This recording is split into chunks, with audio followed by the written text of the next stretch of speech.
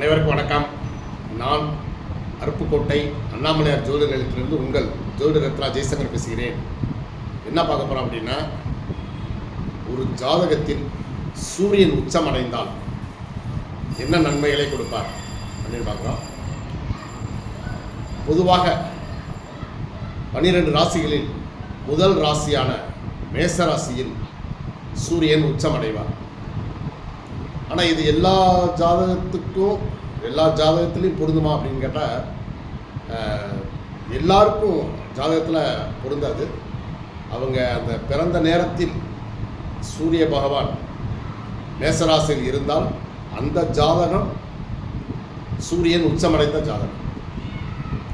மேசராசியில் தான் வந்து சூரியன் உச்சமடைகிறார். ஏன்னா எல்லாருடைய ராசிகள்லேயுமே சூரியன் வந்து மேசத்தில் இருப்பார்னு சொல்ல முடியுமா? முடியாது. அப்படி அபூர்வமான சில ஜாதகங்களில் மேசத்தில் வந்து சூரியன் இருப்பார். சூரியன் இருந்தால் அந்த ஜாதகம் சூரியன் உச்சமடைந்த ஜாதகம், யோகமான ஜாதகம். சரிங்களா? ஏன்னா எல்லா கிரகங்களுக்கும் தலைமை வந்து சூரியன் தான். அப்போ ஒரு குடும்ப தலைவரே உச்சத்தில் இருந்தார் வைங்களேன், உச்ச பலத்தோடு இருந்தார்னா அப்போ அந்த ஃபேமிலியே ரொம்ப நல்லா இருக்குன்ற மாதிரி அந்த ஜாதகத்தில் உள்ள எல்லா கிரகங்களுமே சிறப்படையும். இப்போ என்னென்ன நன்மைகள் அப்படின்னு பார்த்துருவோம். சூரியன் உச்சமடைந்தால் மேச ராசி மேச லக்கணம், சிம்ம ராசி சிம்ம லக்கணம், இதில் பிறந்தவங்களுக்கு நல்ல யோகம். சரிங்களா? அவங்க எடுத்த காரியங்கள் வெற்றி அடையும், அரசாங்க உதவிகள் கிடைக்கும், தலைமை பண்புகள் இவங்கள்ட்ட அதிகமாக இருக்கும், அனைவரையும் அரவணைத்து செல்வார்கள்.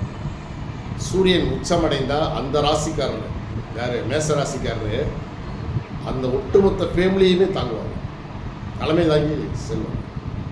அதிலும் குறிப்பாக ஒரு குடும்பத்தில் ஒரு மூத்த குழந்தையாக பிறக்கிறவங்களுக்கு மேசத்தில் சூரியன் உச்சமடைந்தால் அந்த ஃபேமிலிக்கே இவங்க தான் வந்து ஒரு ரயில் என்ஜின் மாதிரி அந்த குடும்பத்தையே காப்பாற்றக்கூடிய அந்த சக்தி வந்து அவங்களுக்கு இருக்கும். ஒட்டுமொத்த குடும்பத்தையுமே அந்த நபர், மூத்த நபர் ஆணாக இருந்தால் கிட்டத்தட்ட தந்தை ஸ்தானத்திலேருந்து எல்லாத்தையுமே பார்ப்பாங்க. அதே போல் ஒரு பெண், அந்த மாதிரி பெண் ராசியில் வந்து அந்த சூரியன் உச்சமடைந்தால் வரக்கூடிய மருமையை அவர் அந்த குடும்பத்துக்கு தலைமை தாங்கி, இந்த மேசத்தில் உச்சமடைந்த பெண், அந்த பெண் ராசியில் இருந்தாங்க இல்லையா, அவங்க வந்து கிட்டத்தட்ட அந்த குடும்பத்துக்கு ஒரு தாய் மாதிரி இருப்பாங்க. ஸோ அவங்களுக்கு எல்லா நன்மைகளும் கிடைக்கும். ரெண்டாவது, தனுசு ராசி, தனுசு லக்கணம், இந்த லக்கணத்தில் பிறந்தவங்களுக்கு சூரியன் உச்சமடைந்தால் மிகப்பெரிய ஒரு யோகம் கிடைக்கும். அடுத்தபடியாக கடகம் விருச்சிகம், இந்த 2 ராசி லக்கணத்துக்காரங்களுக்கு தொழில் ரீதியான வருமானம் ரொம்ப ரொம்ப அதிகரிக்கும்.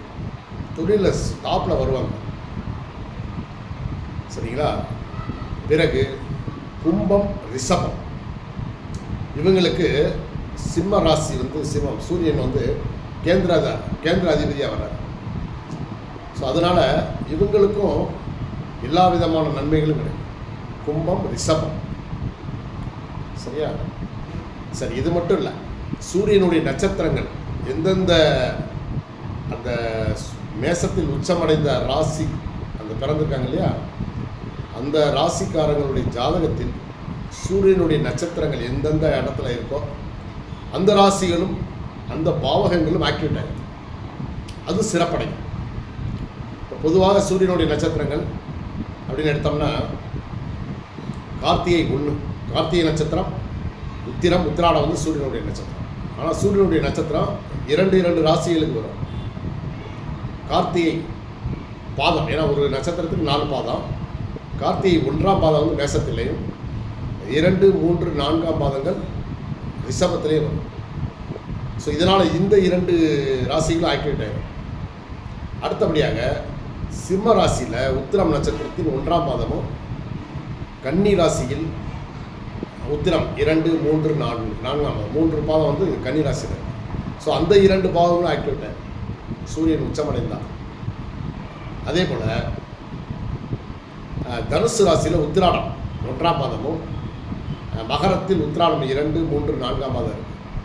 ஸோ இதனால் பார்த்தீங்கன்னா சூரியன் உச்சமடைந்தால் ஏற்கனவே சொன்ன நன்மைகள் போக இந்த நட்சத்திரங்கள் இருக்கக்கூடிய அந்த பாதங்கள் இருக்கக்கூடிய அந்த ராசிகளும் ஆக்டிவேட் ஆகும், அந்த பாவகங்களும் ஆக்டிவேட் ஆகும்.